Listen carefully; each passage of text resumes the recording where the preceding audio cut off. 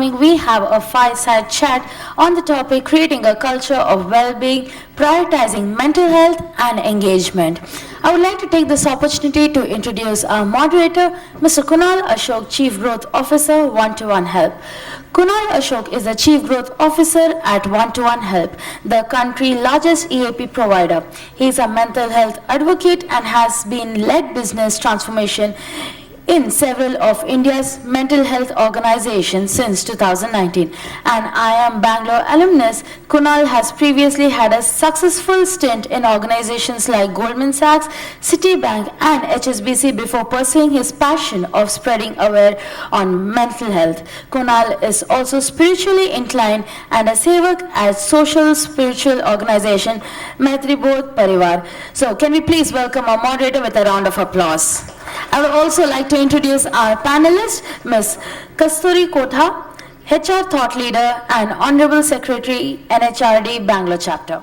All right, thank you everyone and very good morning to everyone and apologies to those sitting behind. I was sitting behind and I can imagine that the height is not enough to see us, but I hope it's good enough for us, for you to hear us. Great, Kasturi, great to have you today with us. Thank you so much for this conversation. The conversation is going to revolve around everyday issues affecting mental health. Incidentally, the month of May is celebrated as Mental Health Awareness Month, and we'll take that opportunity to have this very, hopefully, insightful conversation with Kasturi. I hope I do some justice to your questions. I mean, you have bumped in quite a bit of data points, and I said, okay, then I'll take it light. I need not do my research to get some data references, but talk dil se. Very well. Kasturi, I'm going to relate to certain data points that's actually been published in the State of Emotional Wellbeing Report. It's the annual report that we come up with every year, and you can all find it with you. You may have collected from the reception. Kasturi, the State of the Emotional Wellbeing Report suggests that 15% of all the counseling sessions, and this is from a very large database of about 83,000 counseling sessions conducted across 24 lakh users, 15% of all counseling sessions are on clinical issues such as anxiety, depression, and OCD. And this number is up from 11% last year. Our counseling usage also saw an increase. We saw a 7% increase year on year. Is our country talking enough about these issues? And do you think enabling support for mental health in organizations should no longer be an option but now a mandate? Definitely yes, and I think one of the standing example is going first in a session only emphasizes the importance that we are trying to gain. And these days we are also seeing we are starting it early, right? I mean, I'm sure all our kids are going to the schools and colleges and institutions where it's imbibed into the learning process, and no more shying away from the call out of the mental health, and right. So is the organization. And I think we do play an important role, because all said and done, a country like ours need a lot of reconditioning that has to go in. I remember way back, Kunal, when I was studying and then with traveling through, to my first place I had to take a bus. I mean, I was not yet mobile with myself. And we had to pass through Nimhans Hospital. And the conductor would call out, Huchras Patre Bantu. The ones who follow Kannada. And then it is, a mental hospital has come. I mean, look at the kind of cliche that it had. And I, being a student of psychology, I used to feel very saddened that, why are we, putting it forward that way? But from there to where we are today talking on the importance of mental well-being, we have traveled a lot. I mean, it's significant, and I'm glad that we have taken this journey. More importantly, and I'm sure all of us did witness during the pandemic as well how important it is. And to my own, experience, I did have my now the teenager, then she wasn't, who came by and said, when after COVID saga was over and we started getting back to the normalcy, she said, I need I need to talk to someone. And I said, yeah, I can talk. He said, no, I mean, you will come with compassion in your talks. I don't want that, and I really need some structured talk. I'm like, wow. So this was really nice. And then, of course, we went by and took some help. And then I did approach to the school and saying, I mean, if my child was vocal enough, and she feels quite promising to discuss anything with me, it was fine, but then it may not be the protocol that all kids follow, so it might be important to start. So it started off that the school did organize and introduce this. And that learning is something I took back to the workplace as well. And then I did notice a lot of such initiatives that we designed to the extent of bringing, mental first aiders. It was never so popular. It was like, I mean, I do recognize, I mean, there were few people we anchored from the teams to, start working on. And the ones who were not selected, I go, what is this mental first aiders? What are they going to do? And then slowly they started seeing the benefit of it. So I'm sure the organizations have recognized the fact that, it is needed. More and more when we are going in different format of working, more and more we are going in different, global organization is in thing. So it is so much needed. And it is still a checkbox at this point in time for many organizations. Perhaps I keep reiterating this fact that it all depends on the maturity of the organization, or in the maturity hierarchy, they might be in the different. Each one would be placed different, but I'm sure it will have its ripple effect to influence the rest of the organization, and it had to start. And I'm glad that it has started. Thanks so much, Kasturi, for sharing those anecdotes and being so open to speak about your personal experience with your daughter. And thanks so much also for sharing the idea that you facilitated mental health first aiders. Do we know what mental health ambassador first aiders are in organizations? Yeah, I see a few nods, which means many may already have implemented. So it's making mental health first aiders out of your HR community or your regular employees. We train them for empathy, active listening, asking the right set of questions, such that whenever an employee in distress reaches out, they can reach out to a counselor, but should they prefer to reach out to an employee within the organization, these individuals are then trained to act as first aiders and then signpost. Well, thank you so much for laying the groundwork for that. It's an important initiative many organizations are taking. All right. Kasturi, this question would, I think, pertain to everybody in this space. Large percentage of Indians are in the age group of 35 to 55. Yeah, an age group which is tricky because you are taking care of your children and your aging parents who may be afflicted with diseases that require constant support and care, and that might be the unfortunate reality with some of us. This might take a toll on them. On the mental health and the physical health of the caregiver, emotionally and physically. And while the Indian family system has provided some extent of support, can we institutionalize support to this group, to these caregivers? Absolutely. I mean, I believe in the fact of that we can't simply serve from an empty vessel. So it is up to us to ensure that we refuel and refill ourselves sufficiently to ensure that we hold by.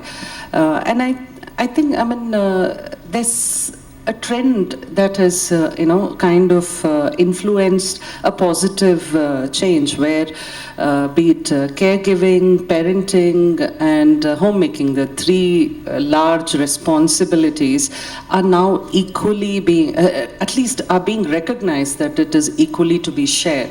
So it's a positive move to where it was. I mean, it was a toll on, the women. I'm sure all of us do belong to the age where it was expected that,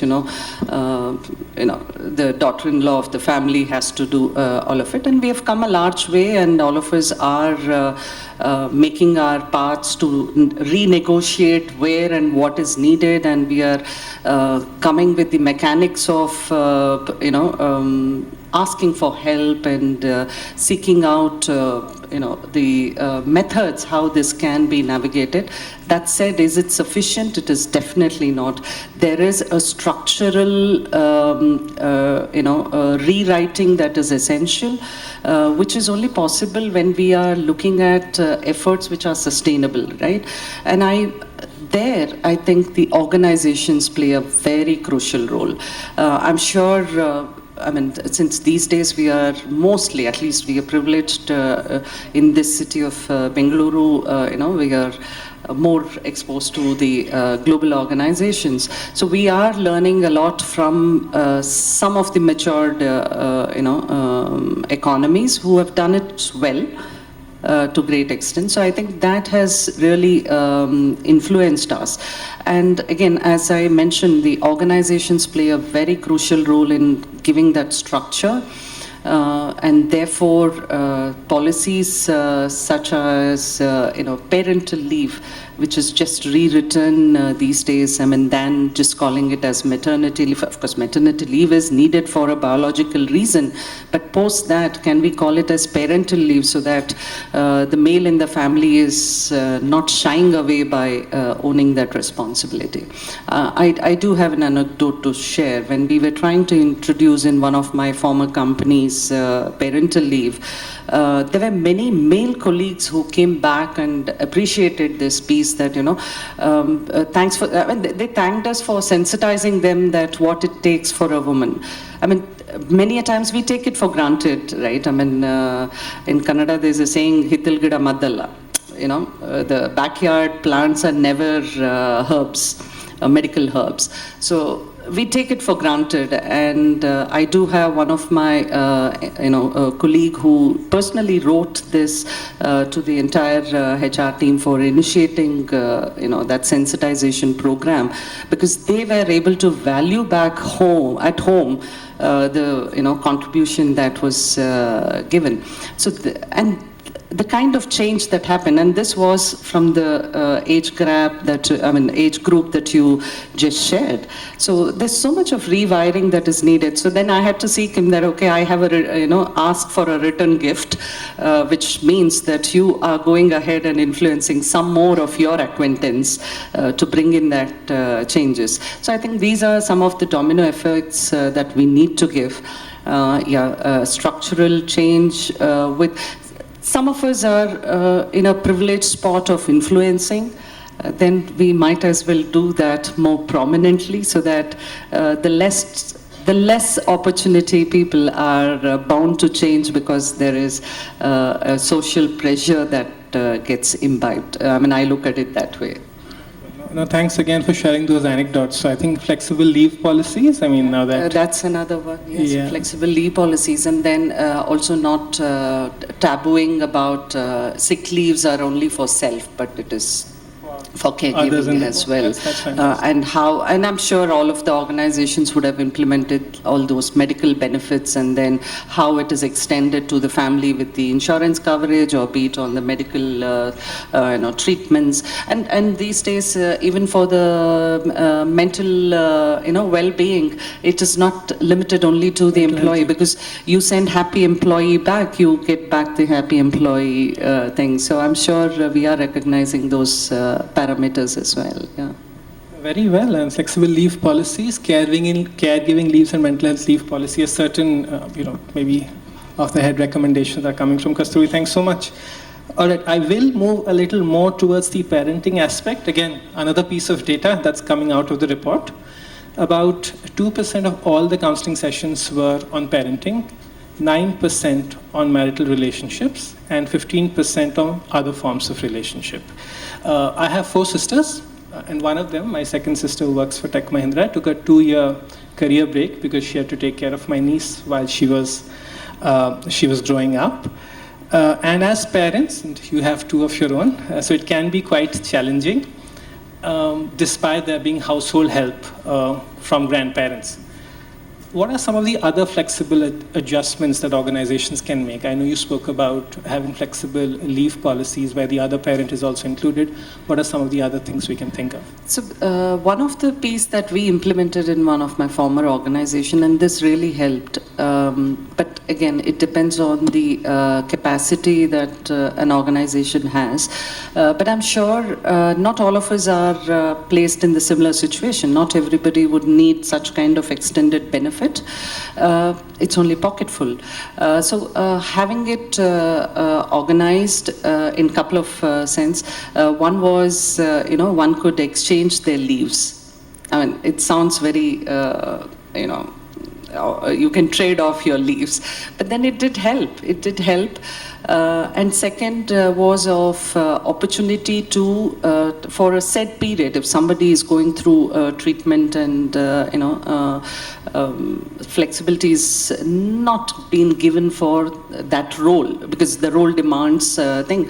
So then an opportunity for do a secondment or go in for a reduced, job, and then have redeployment in many other roles. But of course, yeah, it all depends the ecosystem within the organization. Of course, out here it was possible and we did that. And trust me, when we did this redeployment, in fact, this redeployment was also instrumentalized to another initiative when we were doing through the COVID times. Some of the roles were just not needed, right? Because we are all back home and things like that. So we did try where there is a paucity of people, we tried to redeploy. So we started for a different reason, but then we used it so effectively for, battling a situation, and none of them lost their jobs. Else we had to redesign the organization. But then, so these are some of the means that can be thought out of the box. Glad that I was able to contribute and design some of these programs. And it's just not about designing, right? It is also about getting the awareness and rightly building that, custodians of those. I mean, it's no more once the intervention or a policy is designed, it's then to be implemented. So you need those anchors. So a large role is about preparing them and sensitizing them. And I do know there were several challenges when we initiated the redeployment initiative, sure. But it sailed through. Thank you so much again for those thoughts, and clearly thoughts I've never heard before, right from flexibility on leaves to flexibility of resource allocation. Okay, so that could be quite challenging. It was in two different organizations, by the way. So all right, well, different challenges in different organizations. Very well, and thanks, Kasturi. I think these are certain great thoughts, some great thoughts. Coming to the younger population right now, the Gen Z population, or those that were born after 1996, 50% of all the counseling sessions, again, some more data, starting with, so that it is validated based on research. 50% of all the counseling sessions that we supported were by people under the age of 30. And we have a pre-post assessment prior to any individual that expresses a desire to take counseling. In that, 87% of those that expressed a desire to take counseling and were under the age of 25 screened positive for signs of anxiety and depression. And this could likely be because of a lot of firsts, right? They are moving into a new company, they are having their first, let's say, romantic relationship, a new city, adjusting to the high rental, and which is now commonplace in Bangalore. And of course, social media. So how do we support and guide the young talent? I know there's a lot of tussle between the managers of Gen Z and Gen Z themselves, right? But how is it that we make it more convenient for them? I'm sure this needs a session in itself, Kunal, and being mindful of the time that we have, I will try to give some perspectives. At least coming from being a mother of two teenagers, Gen Z, I can recognize the point that there's a lot to do with our lifestyle and upbringing, and I'm sure when all of us grew up, and I'm sure many of you would agree with me, when all of us grew up, we grew up with a lot of things that were not made accessible for us.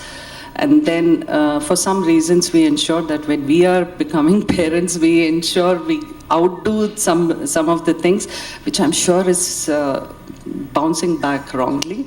I mean, that's my personal notion. I submit that it's my personal notion. If anyone disagrees, happy to get that perspectives as well. But I mean, everything is easily given, everything is easily modified, everything is readily set.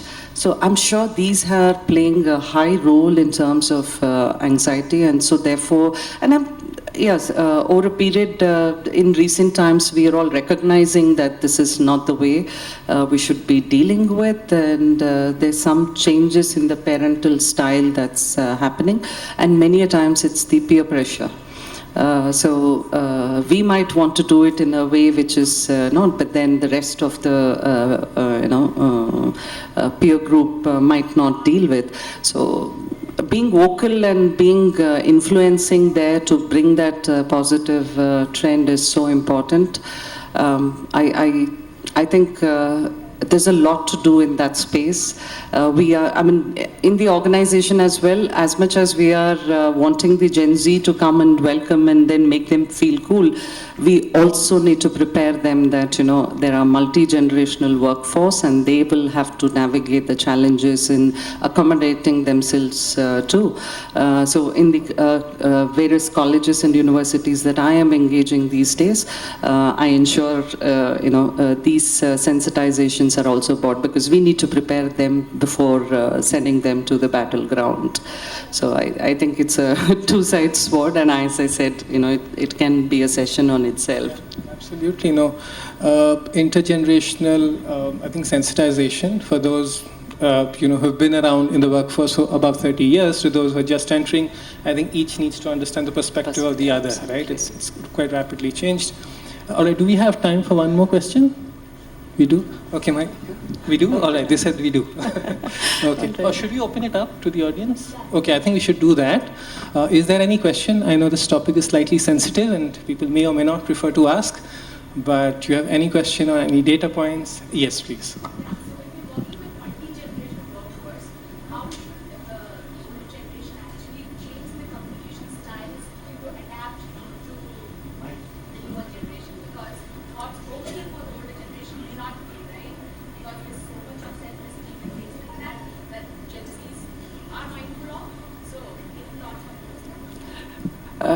It's no easy go, definitely, because I'm sure when we all started off in our career, anything the manager, it's like, whatever manager tells, it is the dictionary of, your career growth. It's no more that. And I think those rewiring of those concepts is essential across each generation.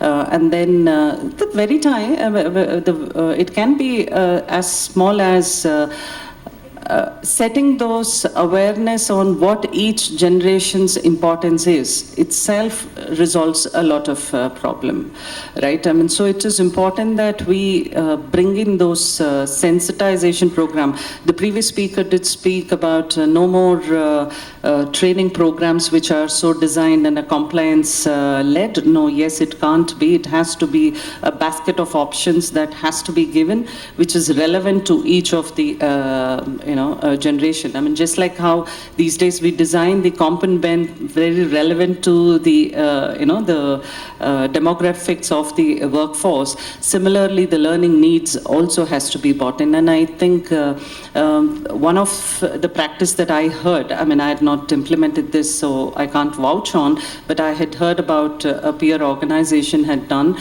is reverse mentoring, which did help in resetting the expectations of how a manager's expectation can be reconditioned, and then there can be some of the sensitization programs that can be bought in.